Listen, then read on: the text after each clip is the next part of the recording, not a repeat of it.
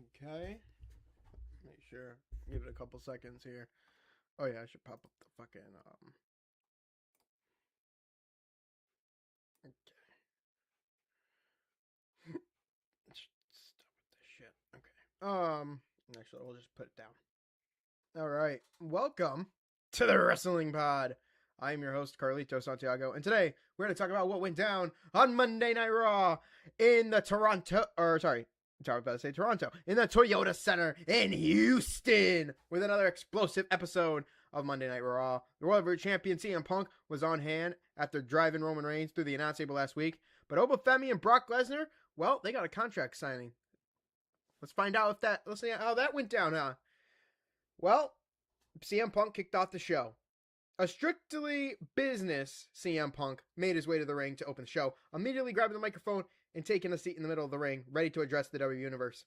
After waxing poetic about Harley Race and what the old-timers would say about wrestling today, Punk revealed that his WrestleMania 42 opponent Roman Reigns was not in Houston. If Roman Reigns hates me, then I'm right where I need to be because I won't trade my authenticity for approval, Punk said. Keep chanting. Maybe he'll show up. He also taunted the fans who kept chanting the OTC. Punk proceeded to tell the WWE Universe that why he hates Roman Reigns. He called him safe, boring, plastic, while labeling himself dangerous and touting that no one ever knows what he's going to say. In his latest Pipebomb promo, the best in the world took shots at a few people. Reigns, The Rock, Vince, and they, in reference to TKO, who he said can't control him. Punk ended by promising Pat McAfee a receipt after the ESPN personality's attack on Cody Rhodes on SmackDown and demanding lowered ticket prices, standing tall with the fans to close out the segment. Hey, be careful what you wish for when you ask me for a pipe bomb because this is what you get. Great television and raw emotion. Like, Punk is so for the fucking, fans. So A+, I mean, he is so for this. Like, CM Punk just cuts such a great fucking promo. There's just no, it's good. It's just good shit. LA Knight took on Austin Theory. I Show Speed reluctantly watched from ringside with fellow influencer and one half the World Tag Team Champions Logan Paul. LA Knight squared off with Austin Theory. Driven by insatiable appetite for revenge against the same Vision faction that has been the bane of his existence for nearly a year, LA Knight repeatedly bashed Theory's head into the commentary table while eyeballing Paul and Speed. Eventually, Paul sent Speed into Knight, intensifying the issues with the Megastar, especially since the Megastar threw Speed into this TV monitor. Well, the Usos appeared, but the distraction allowed Theory to score a cheap win roll-up after, of course, Knight tried to go after I Show Speed. Jimmy Uso and Jey Uso could drop Speed with a 1D, though. Or actually, sorry, before they could do such thing, Paul pulled his buddy to the arena floor. Knight called out Adam Pearce, then issued a challenge for a 6-man tag match at WrestleMania, which the authority figure made official. Great to C+, and honestly, this is just another boring match that's just for the ESPN showing. JD McDonough took on Finn Balor. It ended up being an assault, a beatdown, basically, disqualification, so it didn't really go anywhere.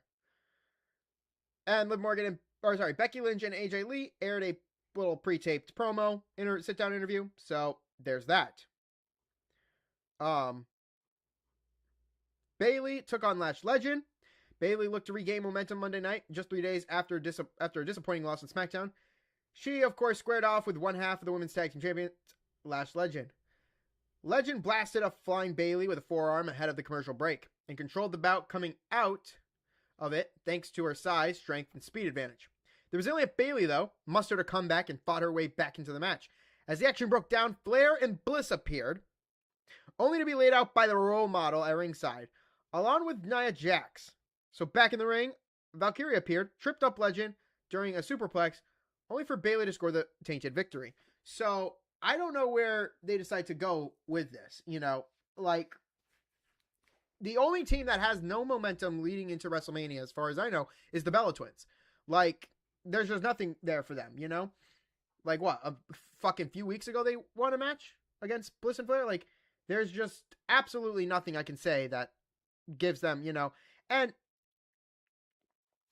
I don't know, like, I already think I have an idea of who's winning the women's tag team titles, but I'll save that for my predictions. As for everything else, grading-wise, I think it's fine as what it is. Honestly, like, it just feels right. Also, big shout-out to Insta Clutch, because they were there in Houston during the show, right in the little area way, of course. So, shout-out to them. Love you guys. Seth Rollins cut a promo. This is the one I kind of really want to get into. Rollins hit the ring and spoke about Paul Heyman and the negative impact he had on the Vision, with Braun Breaker and Bronson Reed both hurt and out of action. He knew Heyman would find someone to protect him. He said, then turned his attention towards the ring general. Before he could address his WrestleMania opponent, Gunther attacked him from behind, only for Rollins to escape. The two brawled before being pulled apart by referees. As Gunther walked through the curtain and into the backstage area, Heyman waited for him and said he owed him a very big thank you. Gunther said his attack on Rollins was not for the wise man, then pulled Heyman close and warned him, "You owe me so much more than a very big thank you." So a favor I see here. So clearly we got Heyman and Gunther in cahoots. Oh yeah, they are definitely in cahoots together. So now it's more of like, okay, Heyman's going to break this little promise off, and now he's going to deal with Brock Lesnar, probably. It's something that I don't know how this is going to end, but I feel like Gunther's going to probably win. Anyway, Rollins claimed that he put Lesnar on a silver platter for Femi. This is an interesting take that ties the Visionary to the story particularly. Sure. As for predicting this, I still want a little bit more. Maybe next, I don't know, maybe I think I want more. Like, I think I need one more week. Maybe a match. Gunther has a match with somebody. I don't know. I just feel like we need a little bit more. But yeah, B+ works. Javon Evans, Penta, and Dragon Lee versus the Los Americanos. So Javon Evans and Dragon Lee will challenge Penta for the IC title in a ladder match at WrestleMania 42, but partnered on Monday to battle El Grande Americano and his Americanos, Rayo and supposed to be an R there, Bravo, in a 6-man tag team bout. As expected, the high-flying babyfaces took to the skies and seized control early, laying the heels out during commercial break. So this is your type of fun little, kind of match there that kind of gets, everybody excited. So nothing more except for something else. Penta delivered a Mexican Destroyer on the apron. Javon Evans delivered the OG Cutter for the win. But it's after this. After the match, Rey Mysterio just randomly fucking appears and he enters himself into said ladder match. Now, I don't know what to think about this because this ladder match is more about high flying and fucking breaking through ladders than it is about achieving the goal here. Honestly, I have a good idea of who wins, but at the same time, I still feel like Rey Mysterio should already been retired and done with wrestling. But this might actually be a good, this might be something good here. Who knows? Who knows? There's maybe there's some good that comes from this.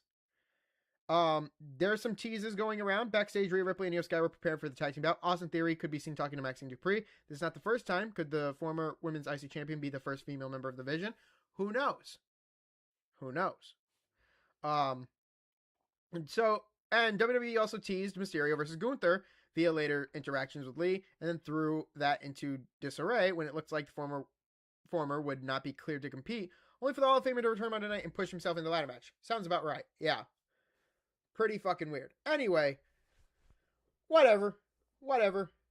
We got a tag team match here that should have been on SmackDown, but unfortunately it was here on Raw.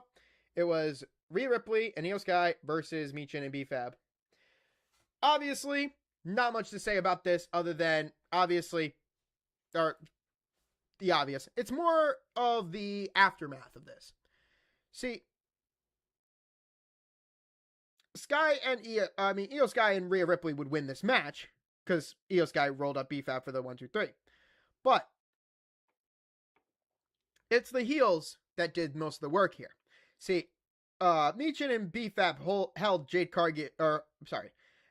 Rhea Ripley in the corner to watch Cargill beat the fuck out of Io Sky with a kendo stick. Then finish her off with a Jaded before exiting to a chorus of boos. So, I already know who's winning this fucking feud. But, whatever. Anyway, this is something to talk about, and I am pretty nervous about how WrestleMania is shaping. Backstage, Liv Morgan tried to discuss Roxanne's loyalty to the Judgment Day, given that Finn Balor brought her into the group, and now he's out of the group. So, Stephanie Vakir attacked them from behind. Now, this is something to talk about because of what I think I should be able to show you off of X. Let me pull this down real quick. Also, CM Punk, well, that's the first thing that pops up. CM Punk went off script during his promo. So, I mean, I figured that. No, right here. I need to show you this shit right here. Actually.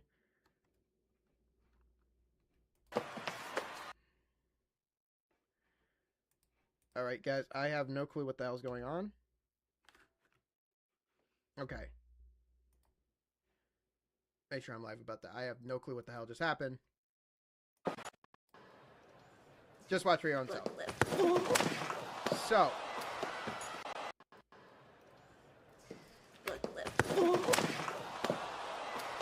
I just want to stress the fact that, like,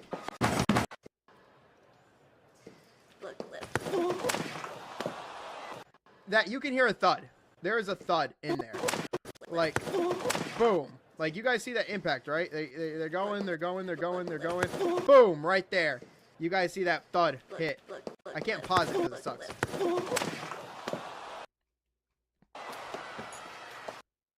Okay. Now I can pause it. What? That took some time. Okay. Boom. Like, I want to get that good picture. Yeah, I want to get that, like, you guys know what I'm... Right there. Boom. Do you hear? There's a thud.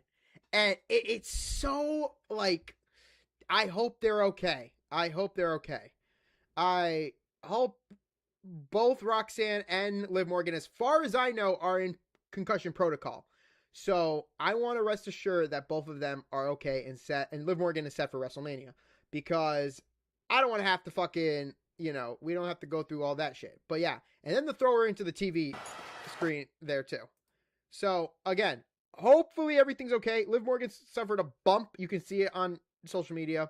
I wanted to show that. I'm sorry everything like went fucking haywire. I don't know what the hell happened. But let's get back to the last thing that happened. Femi and Brock Lesnar's contract signing. It wasn't even a contract signing, but this was great. Triple H and Adam Pearce hit the ring for the contract signing between Femi and Brock Lesnar. Heyman introduced Brock Lesnar before Femi hit the ring to a thunderous ovation and chants of "Oh, bah! Oh, bah!" As the ruler stepped through the ropes, Lesnar attacked. A brawl ensued, ended with both men crashing through the table. Security attempted to separate them, but they both broke free numerous times and resumed the fight. And this continued to happen as the show went off the air and missing the greatest parts. Now, I want to bring up this because I know that this is something that you guys have been wanting. They finally announced it. Joe Tessitore on ESPN today in the morning announced what night 1 and what night 2 would be for WrestleMania. So, for night 1, this is pretty standard. LA Knight and the Usos versus ISHO Speed and the Vision. Drew McIntyre versus Jacob Fatu, unsanctioned. Seth Rollins versus Gunther. The Women's Fatal 4-Way Tag Team Championship match. Becky Lynch versus AJ Lee for the Women's IC Championship. Stephanie McKeer versus Liv Morgan for the Women's Heavyweight Championship. And Cody Rhodes versus Randy Orton for the Undisputed WWE Championship. For night 2, Femi versus Brock Lesnar. The six-pack ladder match for the IC Championship. Jade Cargill versus Rhea Ripley for the WWE Women's Championship. Sami Zayn versus Trick Williams for the U.S. Championship. The Demon, Finn Balor. Yes, you heard me right. The Demon, his return. The Demon, Finn Balor, will take on Dominic Mysterio. And then, of course, in your main event, CM Punk defends the World Heavyweight Championship against Roman Reigns. This is the card, and I will be breaking down the predictions by night, like so. As you guys know, night 1, I will break down who I think is winning. And then night 2, I will jump to. And some of these predictions have already been made. There are some that are still in the process of me getting an answer to. I am pretty confident in everything that is here except for Seth and Gunther, Drew and Jacob, and yeah, I think that's pretty much it. Other than those, yeah, these are the 2 matches that I am more concerned about. That I'm really like, I need more, just like a little bit more maybe. That is what I need. I need more context. I need more scenes here. So until then, we got last SmackDown before Mania, because SmackDown, the real SmackDown before Mania, does not count. To me, it doesn't mean shit. But yeah, this coming SmackDown is the final SmackDown before WrestleMania, and then the Raw before WrestleMania, definitely. So, I think this is pretty good for nights. Now, WWE should lower the ticket prices for WrestleMania. I know everybody's talking about that. Should lower the ticket prices. And of course, WWE should also make it so that the bars around the, around the area show the fucking event. Sorry. I'm just saying. But this was graded an A, and they didn't even have to sign no contract. We already know we're getting a fight. To think that this was probably going to be to think that this was to be our main event for night one now has become the opener. The idea of opening the show for this. The idea of Brock and Obafemi was discussed for night one main event, but I think Triple H decided to go with Cody and Orton, even though I disagree. I still think that Liv Morgan and fucking Vakir should get it. But even if they did Brock and Oba, I still would have been okay. But now this seems like a WrestleMania night 2 opener than it does a main event. Even though I still think personally, yeah, if we're not going to do the women's World Championship as a main event, might as well just make it the fucking Oba and Brock, because that's worth watching. But there's also a good chance that this might be a quick fight between the two. Not a real wrestling match. So, graded an A+, and I think every grade, no change. I think everything's the same. C+ I think everything goes into effect. But what was the final grade? This was the best show WWE's produced on the road to WrestleMania. From Punk's Pipebomb to Oba, Femi, and Brock Lesnar tearing the roof off of Houston to end it all. Dominic and Finn get a big boost. The seeds for Gunther versus Lesnar are planted, though not outright. And of course, the good outweighs the bad, always. There were future stories teased and hinted throughout the show. The results were more enjoyable to watch in weeks.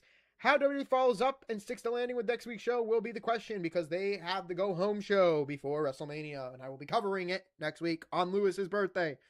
Yes, so, graded an A, and it's sticking. CM Punk being, of course, the, MVP of the show. But we don't count MVPs here. We're not doing no MVPs. Fuck that shit. Thank you, of course, to... Hold on, who wrote the fucking thing? Who wrote it? Eric Beeston! Eric Beeston, shout out to you, man, for writing the Bleach Report for this. So, we are a week away. We're a couple days in a week away from WrestleMania. Like you guys know, predictions will come out the Thursday before WrestleMania, so the 16th, April 16th, I got the predictions for you for both nights. You get the Raw review next week, the SmackDown summary this coming Saturday and next Saturday, and then, of course, you get the live streams. We will be up live. The start time for the event is 6 o'clock, so we should be having set this... Actually, let's go set it right now. Let's make sure we're set. It should be 5:45 Eastern. I know that... Let's make sure that that's correct, because I know that that's not right. All right. Okay, we're going to fix it now. All right. Fuck it. I'm going to fix it off screen. So, I hope you guys like the Raw review. I want to know what you guys think. Let me know in the comments down below. Don't forget to subscribe, drop a like, and comment down below. And turn on the post notifications so you never miss a stream. I will see you guys on Saturday. I will see you guys next week. And I will see you guys for WrestleMania in Las Vegas.